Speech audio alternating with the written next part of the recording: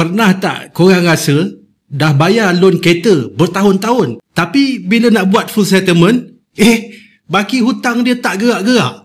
Banyak je lagi. Rasa memang macam kena scam kan? Pernah tak korang rasa dah bayar loan kereta bertahun-tahun, tapi bila nak buat full settlement, baki hutang dia tak gerak-gerak? Banyak je lagi. Rasa memang macam kena scam kan? Sebenarnya korang tak salah.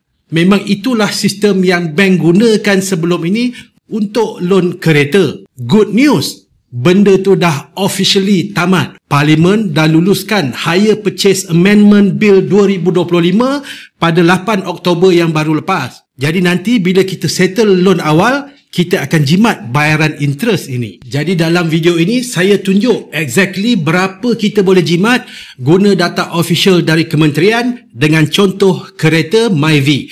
Jadi jangan ke mana-mana, stay tune.